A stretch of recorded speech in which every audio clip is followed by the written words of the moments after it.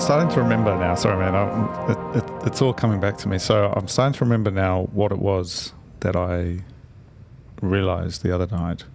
So I left my phone off.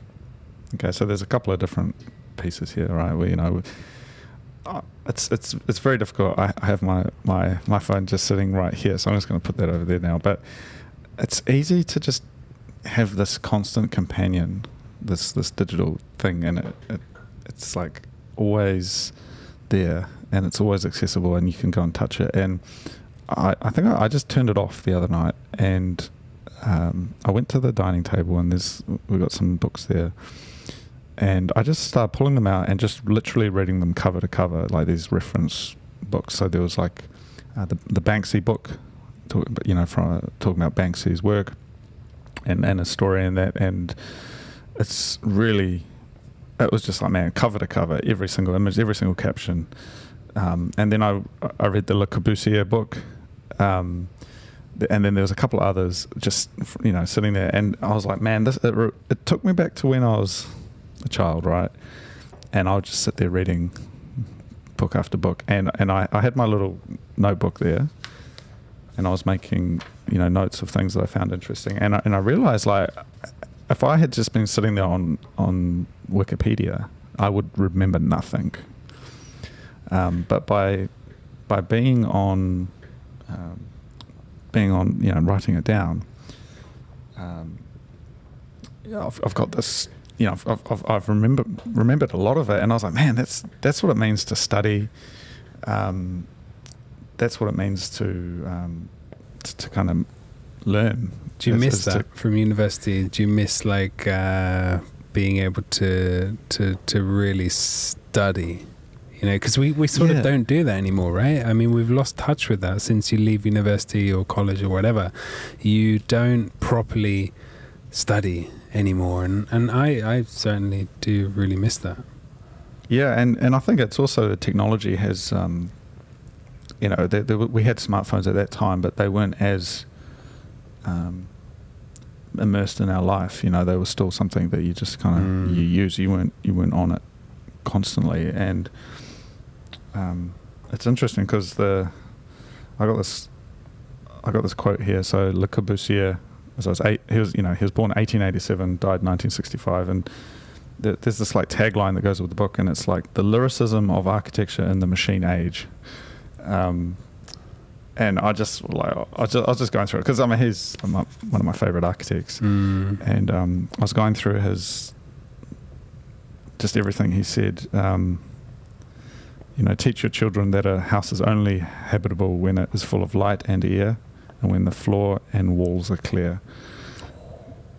I don't know, it's just understanding like where he came from, and then seeing like these old black and white photos, and just the attention to detail, and just the life and the way these people lived. Because I read that, and then there was another book I read, which was just like a general design book, Terence Conran on design, and it was just like 100 best designed things ever, kind of a book. And it was like just looking at it, okay, and it's an old book from like maybe the 90s, and it was like you realize that the way we live now is almost like, I don't think anyone could respect that.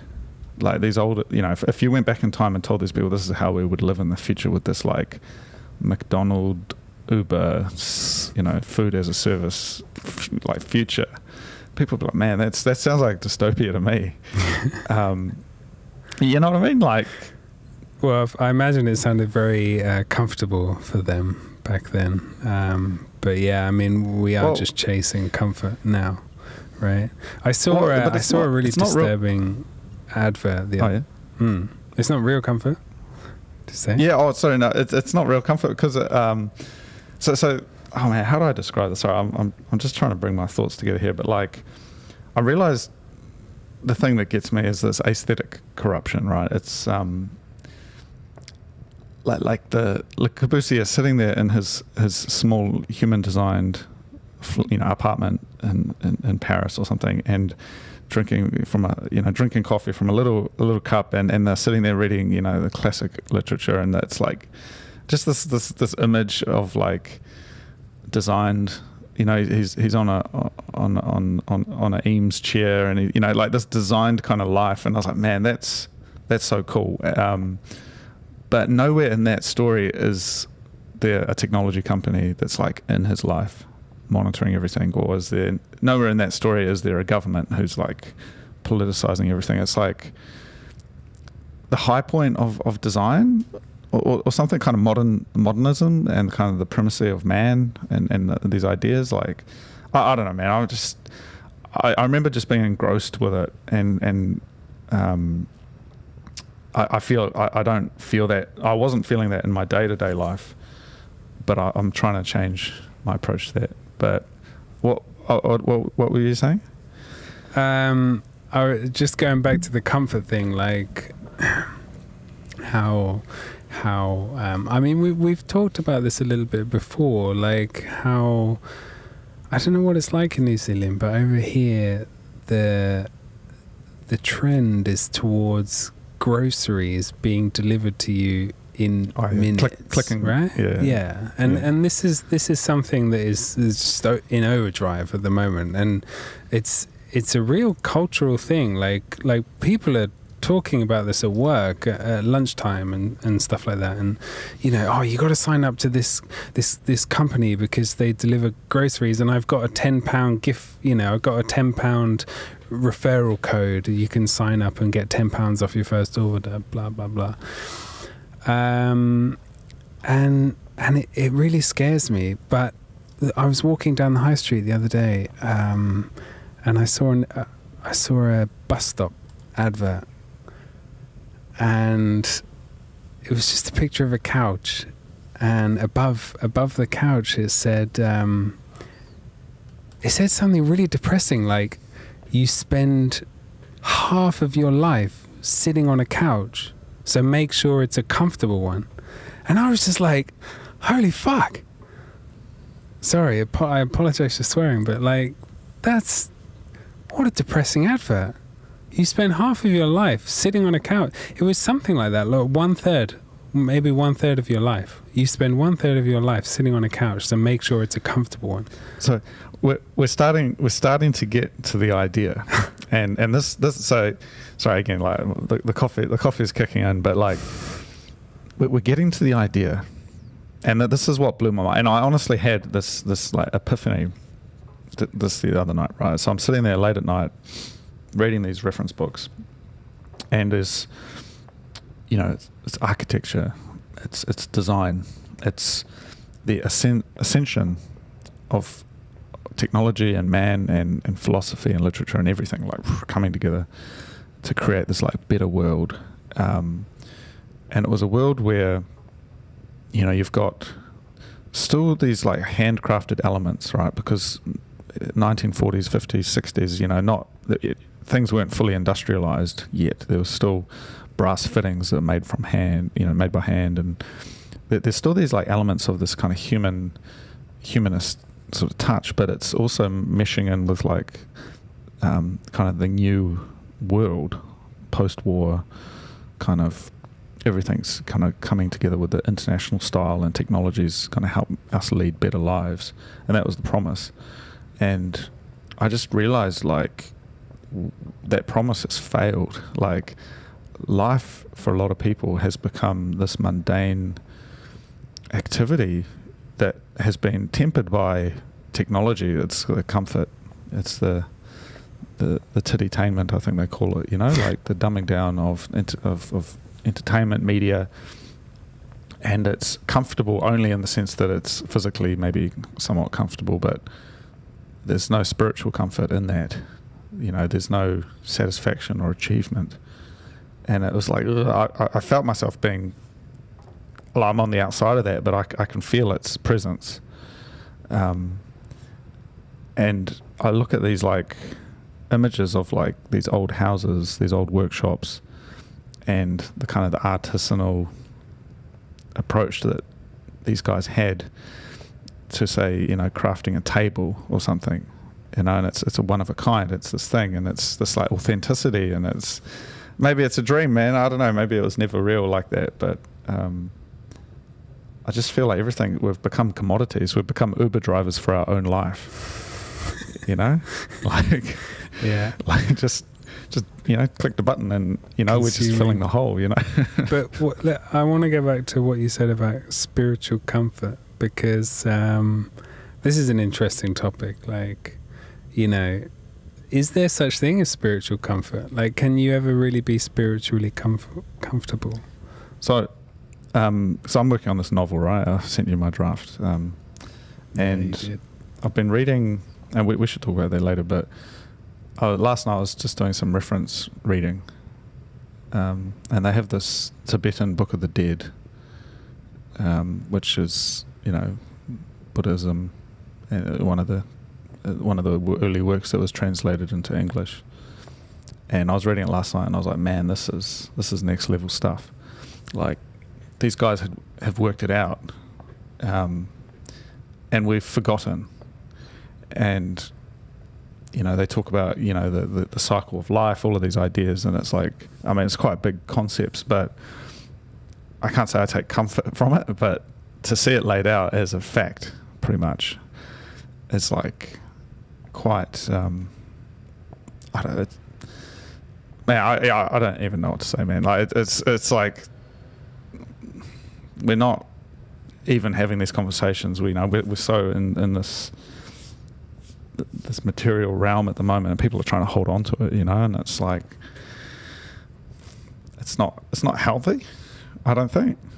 And so your whole life you're just sort of chasing that thing, and then when the time comes, you're not ready for it for the eternal anyway. I don't even know, man. But if we think, if we think about spiritual in the terms of like say meditation, or sort of being more in touch with your mind, then I would argue that like meditation it's never really comfort. It's the comfortable doesn't even come into it. Like, we can't even talk about meditation as comfort, because you're sort of when you're meditating, you have to sort of train your mind to stop doing what it does best, right? Just like going absolutely haywire and trying to show you this image that it remembers from 5 years ago, or try to sort of like, remember you were supposed to do this thing last week, but you didn't do it. That's what your mind is doing normally. So meditation, which I equal to being spirituality, I think, if I'm not wrong, then it's sort of you're having to fight against your mind. You're having to switch off your mind and be at peace with nothingness, being stillness. So I don't know if that's comfortable, man. I don't know if you can be spiritually comfortable. I think it's like spiritually aware, yeah. Oh man, so I don't even know what I'm trying to say here, but so I was having a squiz, just skimming through the Tibetan Book of the Dead. Nice. And so they call it the bardo. It's like the state of being, which meditation is one, dreams are another, your birth and your death are another. Right. And that state of when you're just like falling asleep, and you're just kind of like, your mind starts to wander, and it just, everything starts to melt away, and then you fall asleep. That feeling, right? That's the bardo that they talk about, and it's like methods and what that means and stuff. And I don't know anything, but it's super interesting, because it's like you let go of, because you don't turn off all of that stuff, but you disconnect from it. And it's still all kind of happening. Maybe the stuff like, I need to do this or I need to do that maybe that stuff goes away, but like you jump from image to image and scene to scene, and everything gets connected, and it's just like the river of existence that you're just sitting there watching flow by. and that's like the bardo state, that meditative state. And yeah, it's, I mean, I don't even know. I mean, like, people talk about meditation, I don't even know really, but that's what I take it as. It's like sitting there watching the river flow by. That's actually that's exactly how it's described, but sometimes it's described as like you're sitting beside a busy highway or a busy motorway, and cars are driving past, and these cars are your thoughts, and you just have to sort of step back and let them come in, and then let them go out. Or you can imagine it's clouds or a river.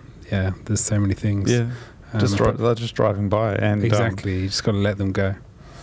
And I think what they suggest is that upon death, that it's just an eternal state of that, where all things at all time are just flowing past forever until you choose your next womb door. He talks about, and that's getting a bit woo-woo, but like, it's really interesting. And it's like, when you realize that as a device for appreciating our time on Earth and the work that we must do in this state, why are we here? Like tell me what, like, because I watched Office Space the other night. Do you know that movie?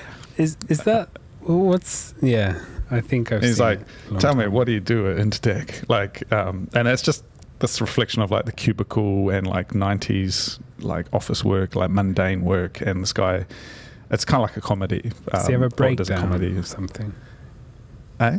Does he have a breakdown, a massive mental breakdown? He gets hypnotized, and so he hates his job, and then he gets hypnotized, and he just stops caring, and he just like lets go, and then he's like turns into this happy guy, and it's really interesting because it's Mike Judge, who's King of the Hill and Idiocracy and all of that, and so it's a little bit tongue in cheek.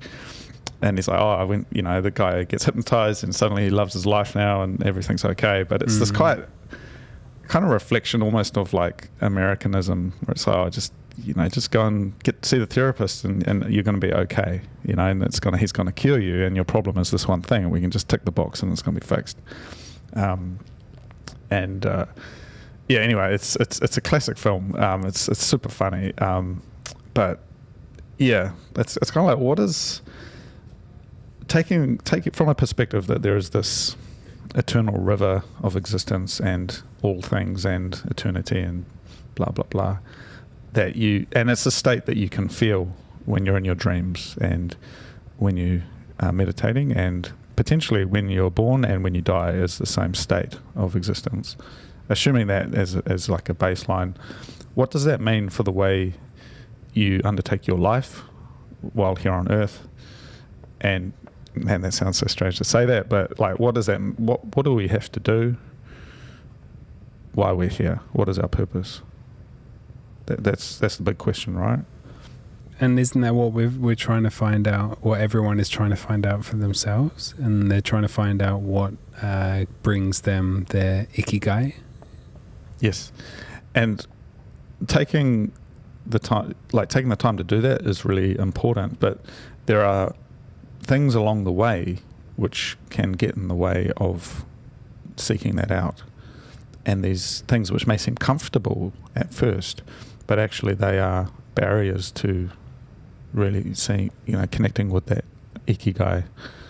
And I think that's a travesty and a shame, and comfort Netflix on your most comfortable sofa. I don't know if that's, I mean, maybe I'm not, I can't judge. Well, I think it's just that there's a lot of people who are not thinking about these things at all. Like, the simple question of why am I here? What am I doing with my life? I think it's, for a lot of people, that's a really scary question that they are not they're not equipped to answer, so they just ignore it. And I think it's a really good question to ask yourself, but for a lot of people it's just far too scary. because they don't like that they don't have an answer, right? Yeah. I mean, I think about this almost every day. You know, why am I here?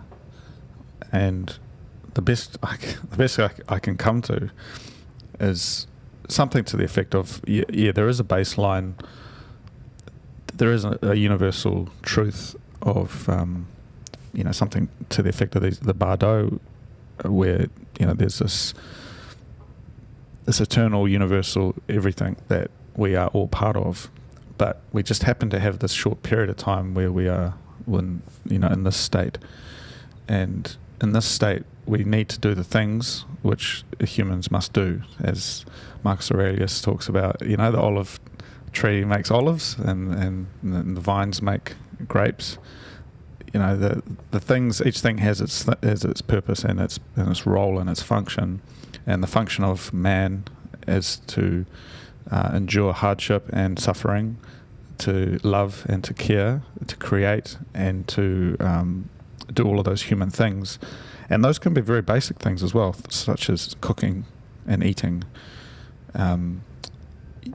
Like cooking food, sharing a meal. Like, these are actually really human things that separate us from the animal, the other animals. And to turn your back on that sort of stuff is actually to turn your back on humanity. To turn your back on loving thy brother and thy neighbour is to turn your back on what it actually means to be human.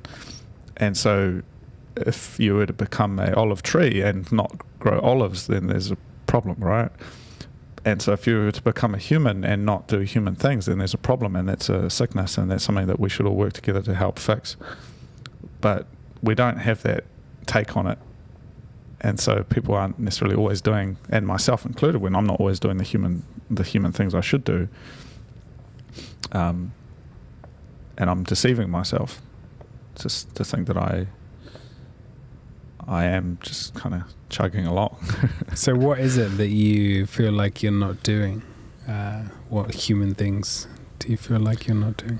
I mean, I get caught up in the political sphere, and I mean, it's pretty easy to look at the world as we talked about, and think, man, this place is, it's going to hell in a handbasket, as they say. It's, you get caught up in ideology, you get swept up into all of these things, and there's fear, there's panic, there's all sorts of things going on. But it's not the first time, and it's not the last time that it's happened.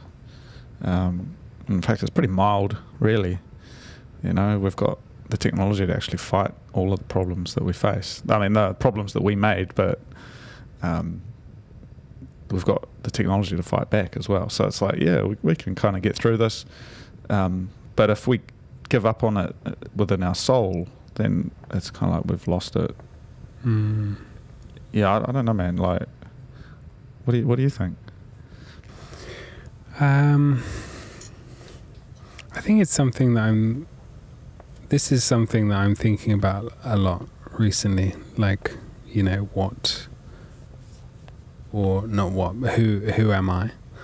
And yeah, what am I here to do?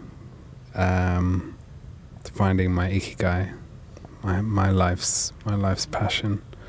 But most of all, I just want to feel joy. Like, I feel like being human is just about sort of like enjoying life. I think that's really important, and I think a lot of people, myself included, can get caught up in living so that we don't quite enjoy ourselves. And if I look back at all my happiest times in life, it's sort of like when I've been accidentally just enjoying life, just accidentally finding joy in everyday things. Yeah, it's it's like periods of suffering punctuated by moments of joy and bliss. Yeah, it's like the human condition. Yeah, and seeking out just being You know, appreciating the artistry that goes into everything, the threads of existence, where every object, every building, every street has this story and connection to all other things, and you can kind of follow it. And when you try and fight against that with this all-encompassing commodification and atomization of society and objects, it takes a lot of effort to overcome that inertia, where, you know, every meal is behind an Uber Eats, and every moment is commodified and experienced and broadcast and into a little video. You know, like I think that's where a lot of the pain comes from, is like trying to capture the moment when all you need to do is recognize in yourself that it's this is the moment, and not even think about it. You're just in it, you know. Is it possible? You know, I think if you log on to Instagram these days, it's just everybody, I mean, it's always been like this, right? It's just everybody documenting their lives. Are they really living their lives if they're so caught up with doing anthropology? Yeah, it's like presenting the presentation of the self. Yeah, in the way that you want to come across. Yeah, man. You know, I've noticed over the last few years, I've become a lot less conscious of my appearance, and obviously I'm less conscious of how I look, but I'm not trying to. I found myself trying less and less to be like, oh, I'm this thing, you know. Like I just am the thing. Like, does that make any sense at all? I think you and I are both cartoon characters now. Like, yeah. I always look the same, and you always look the same, and I think it's a great thing. I think everybody should embrace the cartoon character way of life, because, you know, it really simplifies what you wear, and sort of like how you come across. Being authentic to yourself, being real, man. I'm saying that, but do I really know what it means? I had this conversation with someone just talking about like why we work and why we do what we do in there, and it's like the conclusion that you get to is like at the end of after all of it is like you just need to do it. You know, like that's just do it, just do the work, do your thing. Everything else is just fluff, but like it's like everything else is the scaffolding you need to understand it. Because if it was that easy, it is that easy, but it's not that easy. Man, it sounds so cryptic. Sorry, am I making any sense at all? That was very cryptic, but it was very Cody. I like that. Yeah. Just doing what you must do, and that seeking that. Trying your best to head in that direction, and along the way, you will be helped. The machine will help you get to where you need to go. But if you're just floating, it's hard. You know, you're directionless. You're on the ocean, floating, no stars out. It's a cloudy sky. You haven't got a direction. You're just sort of floating on the ocean. Yeah. Sometimes floating can also lead to lovely things there. Like I feel like you and I both floated to Japan, for example. I maybe you didn't, but I certainly floated to Japan, and I certainly floated to Malaysia and South Korea as well. I was sort of like, I wasn't quite sure on my direction, and I was like, even if I go back to university, like I feel like I floated into my course there. So I think there is a case for a little bit of floating, but as long as you're sort of working towards something, you have some guiding light, you have some kind of some beacon that you're working towards. I think then it works. So apparently, I don't speak French, but apparently in Romance languages like French, derive has many meanings. Like in English, it's just got one meaning, to derive the number, derive the meaning from something. But in French, it can also mean to drift afloat on an ocean, directionless, meaningless, just sort of.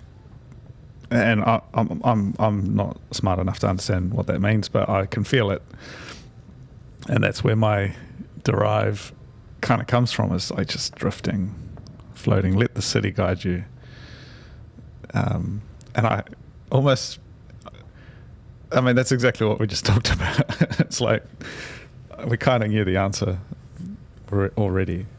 Yeah, just float. We did. You do have to, and I think when life gets too serious, you start to get a bit too anxious and nervous, and you sort of lose sight of that derive nature.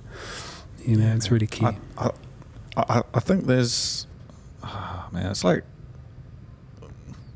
we're in these interesting times where who knows what's going to go on, man. Like any day now, something else will happen. Some big world current affair will take place, and it will be interesting, and there'll be hot takes, and people will be interested in what it means and all of that. But I kind of long for those old days where we were young and beautiful, and life was just the immediate surrounding of what we did, who we spoke with, just kind of like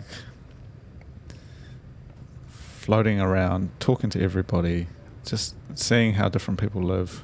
I often get quite nostalgic about this in my writing, like just kind of like the summertime, like the summer matsuri, the festival in Japan, and you're just sort of wandering through the stalls, and it's like each stall has something to tell you, each one has an attraction, kind of like a Steppenwolf, each door has this like little experience, and it's like that for me. There's youth.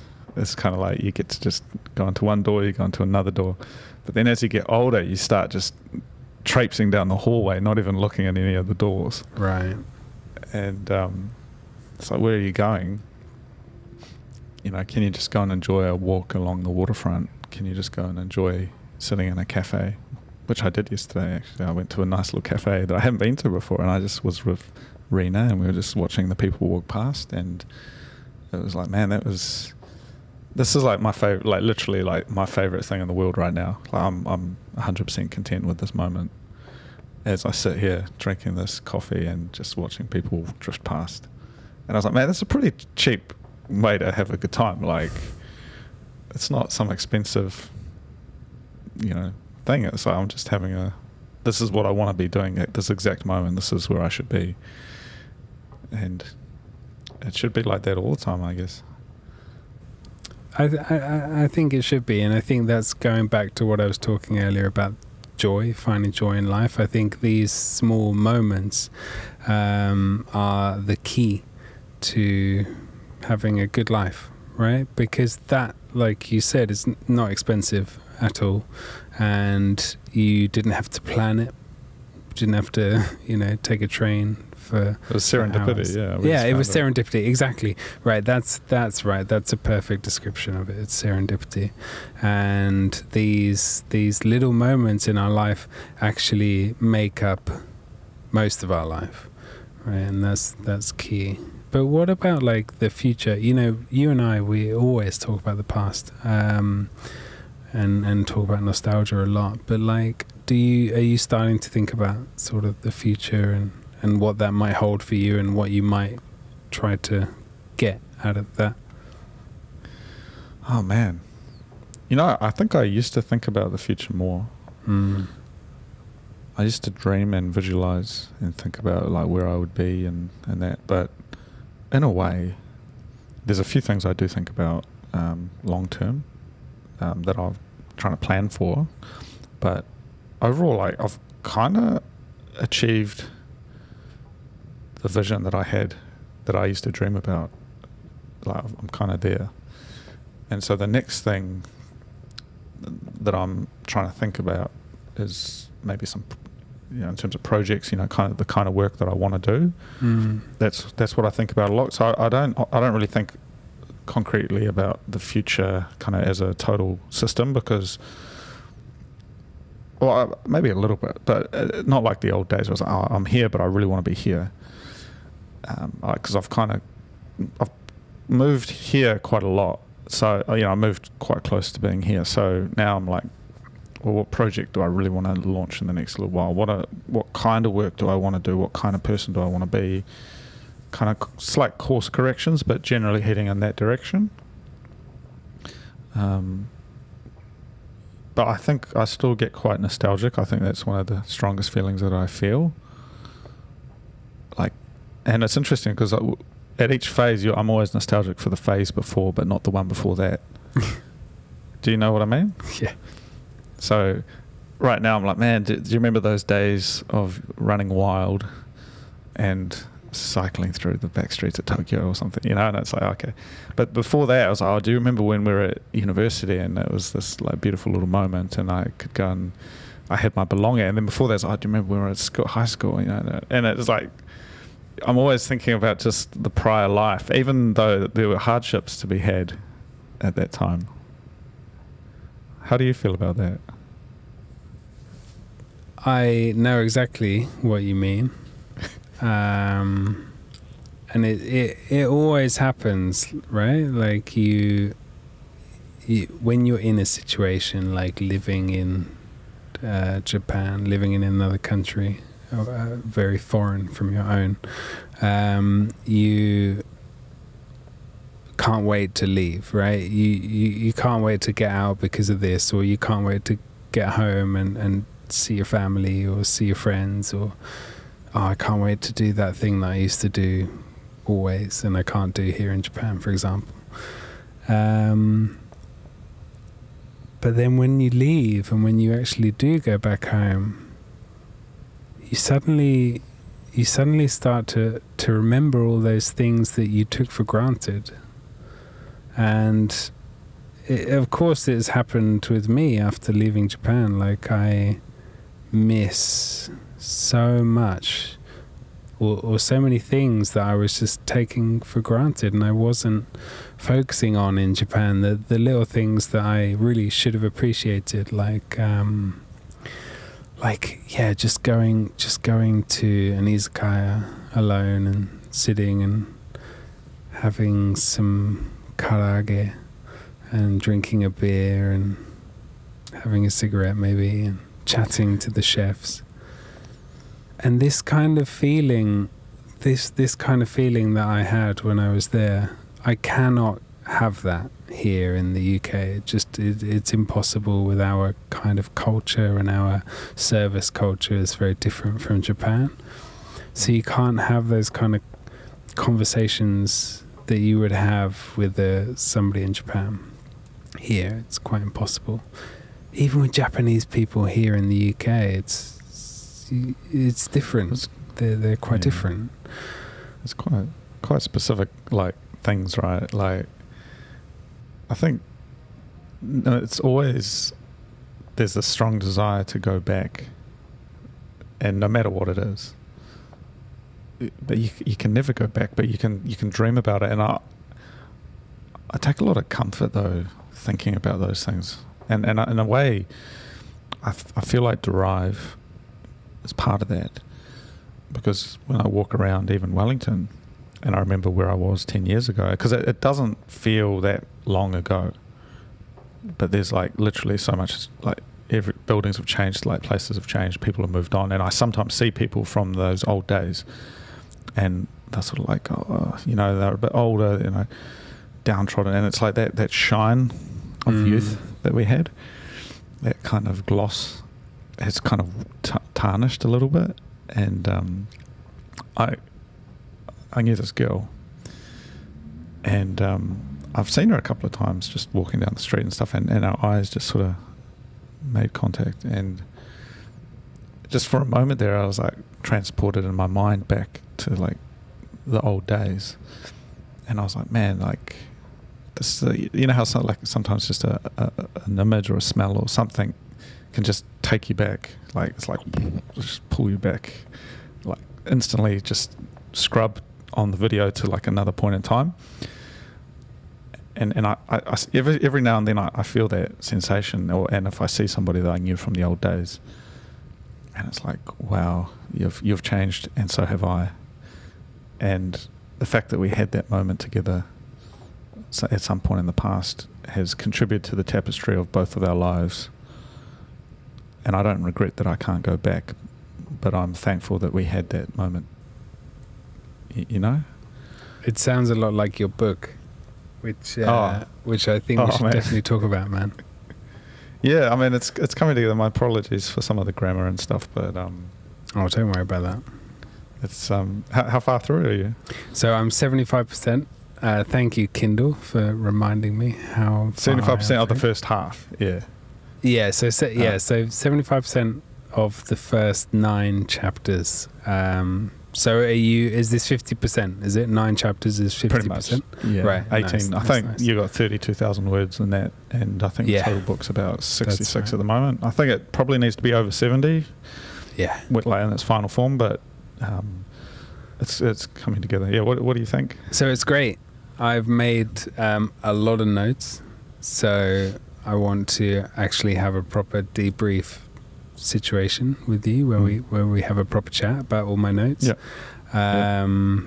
But it's nice, man. It's really nostalgic. It's really romantic. It's very I can tell the length that you've gone to write some of these pages. Like, I can really feel how much effort and time you've put into just even descriptions about places or a moment or even like the tiniest little thing. I can feel the amount of effort you've put into it. There's a lot of I don't know if it's intentional, but there's a lot of references to my song track names, and I quite like that.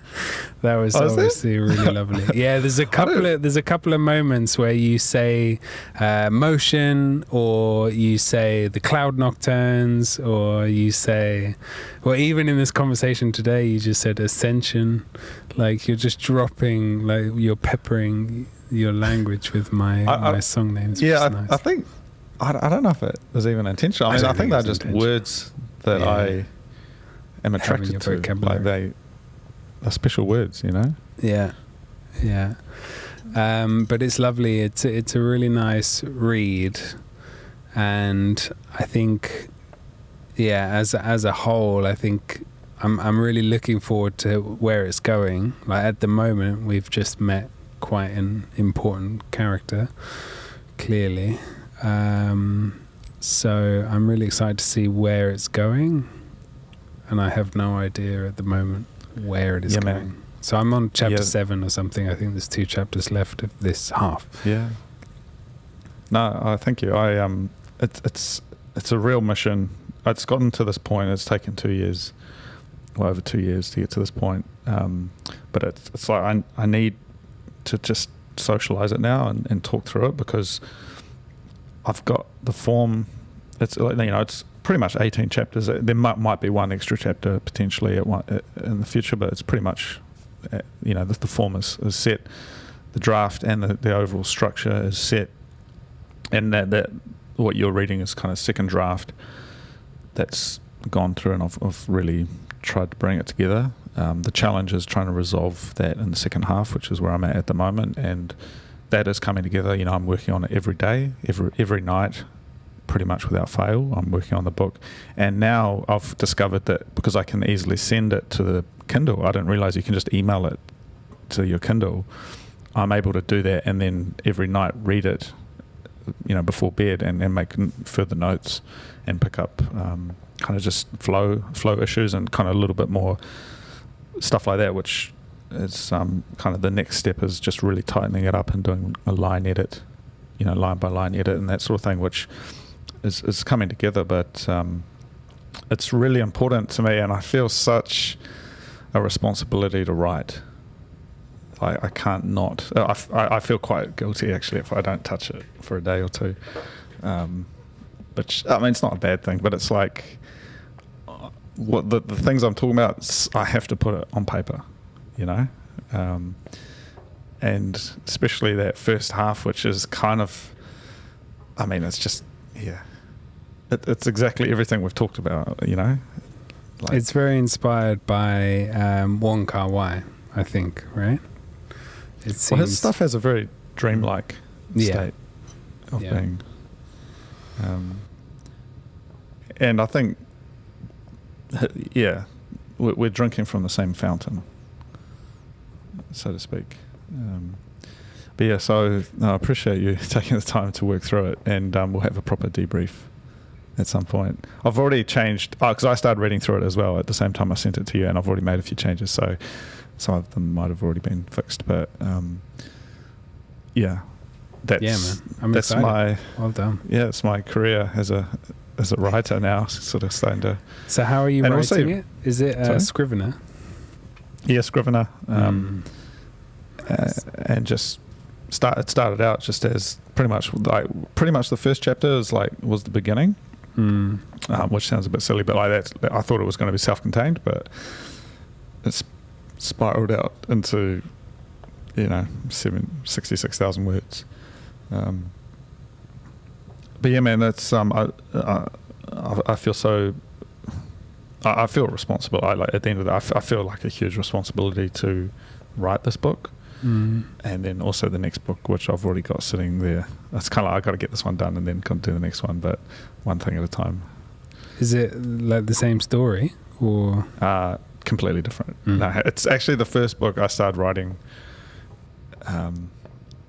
It's about home, and that's a whole nother topic. But I'll come back to that one at some point in the future. But for the moment, this one is my focus, and putting everything I've got into it.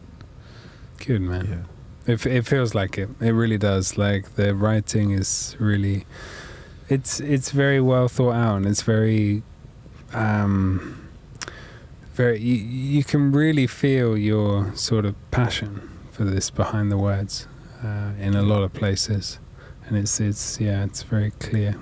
I like it. Yeah, thank you. We talked about a lot of different stuff today, man, and again, my apologies for not being 100%. Yeah, I mean, you're the one who's got COVID, so I have no excuse. All good, man. It's just the wariness of life. That's my only excuse. Yeah, the wariness of life. Like yeah, you're I'm sorry. like can I get a medical fisherman. exemption? I'm very wary of living. Oh man. But yeah, that's we found some interesting topics, I think. Yeah, there was some nuggets there. Conversations that I think we're all aware in one way or another of these kind of themes, but verbalizing them, talking them through, and continuing to refine what we do so that we can be the best versions of ourselves, do the things we must do, and ultimately create the artistic work and the creative work which defines us as human beings to tell the stories that we need to tell. It's kind of the ongoing project is to do that, I think, while we're here. Alive on this planet, yeah. Well, for a short period at this point. So yeah, a little bit far out. Our conversations tend to meander though, and that's okay. I think that's normal, right? For conversations that would take place late at night, when you've had a few beers sitting around a fire, your conversations are gonna veer off, aren't they?